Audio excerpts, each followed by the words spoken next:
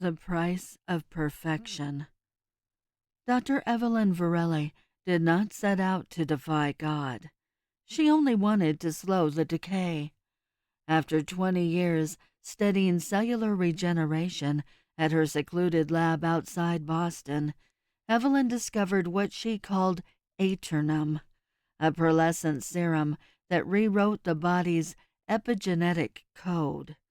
Injected intravenously, it triggered accelerated repair, reversed visible aging, sharpened cognition, heightened symmetry. Wrinkles retreated, scar tissue dissolved, hair darkened and thickened, eyes brightened. Even posture corrected itself as if guided by invisible strings. The first test subject was Evelyn. She was 53 when she injected the serum into her own arm. The burn lasted seconds. The fever lasted hours. When she woke on the cold tile floor of her lab, her reflection in the steel cabinet showed a woman of 30. No, younger. Her jawline was sculpted, her skin luminous, her gray hair replaced by a glossy obsidian wave. Even her crooked nose had straightened. She laughed until she cried. The second test subject was a terminal patient who signed every waiver imaginable. Stage 4 pancreatic cancer. Within a week, the tumors were gone. Within a month, he looked 25 again. A miracle. That was when Marcus Klein called. Klein was the CEO of Elixir Biotech, a man with a shark-skin suit and eyes that never blinked long enough to miss opportunity. He arrived by helicopter, stepping into her gravel drive as though he already owned it. "You've cured aging," he said, not bothering with a hello. "I've reversed cellular decline," Evelyn corrected. "Which is aging." He offered funding, facilities, global distribution. She hesitated. Clinical trials would take years, regulation even longer. She feared what would happen if the serum spread too quickly. Klein feared something else. Competitors. Within 3 months, Aeternum had a new name. Revitalux, and a waiting list of billionaires. It was injected at exclusive clinics in Zurich, Dubai, and Los Angeles. Before and after images flooded private feeds. 60-year-olds emerging as flawless 30-year-olds. Influencers whispering about a rebirth shot. Politicians quietly scheduling appointments. Money moved faster than ethics. The first side effect appeared in a hedge fund manager in Manhattan. He reported insomnia, then paranoia, then violent mood swings. By day 10, he clawed at his own face, screaming that something beneath his skin was trying to get out. He died of cardiac arrest. Elixir labeled it as an isolated anomaly. It wasn't. Evelyn's late-night analysis revealed what she had missed.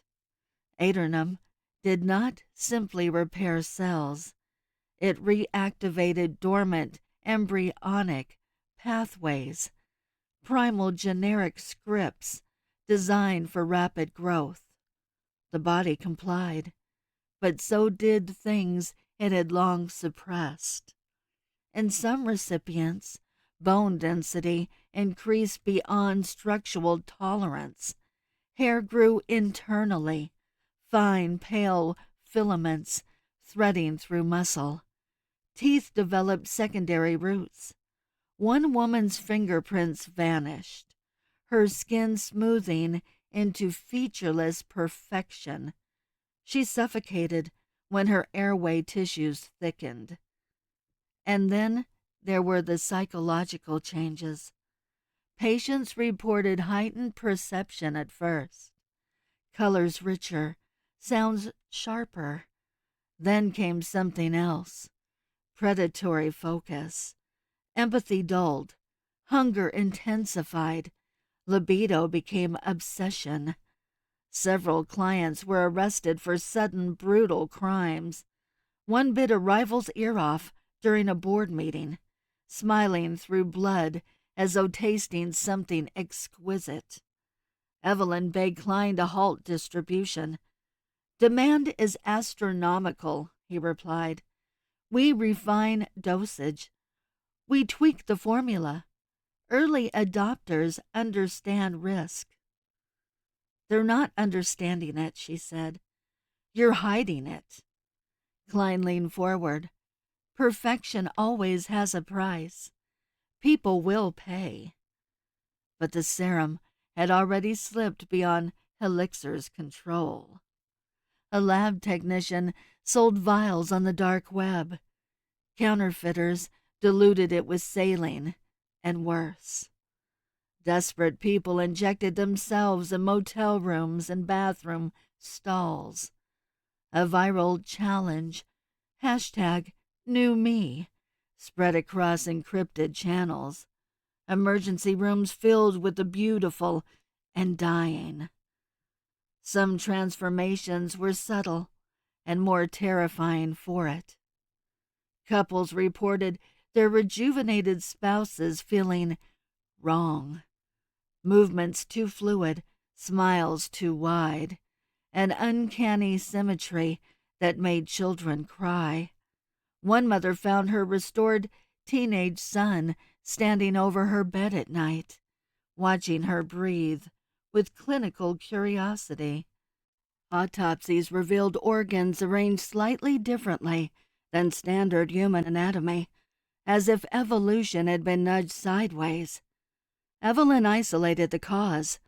Aeternum awakened ancient genomic fragments, vestiges from early mammalian ancestors, perhaps older. Perfection, it seemed, was not forward progress, but regression to something optimized for survival without conscience. The final blow came when she saw Klein on television. He had taken the serum. He appeared radiant, 40 instead of 62, silver hair replaced by burnished gold. His speech was magnetic. Stock prices soared as he promised a new human era.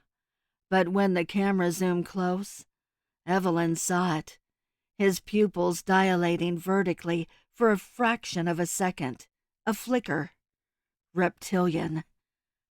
That night, security footage from Helixer headquarters leaked anonymously. It showed Klein in a locked conference room with two executives. The video had no audio, only movement. Klein moved first. Too fast. The footage glitched as he crossed the room in a blur.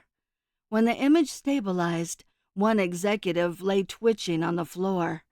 The other stared, transfixed, as Klein's smile stretched impossibly wide.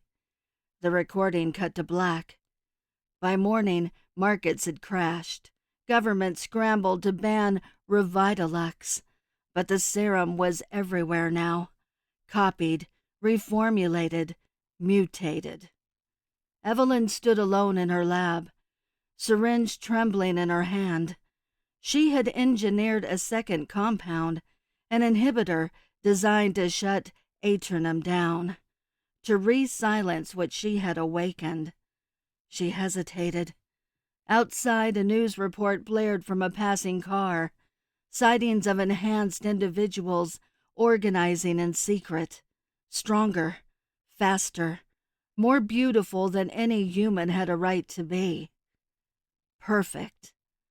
Evelyn looked at her reflection, still young, still flawless, and beneath her skin, she swore she felt something shifting, stretching, waiting for its time to emerge.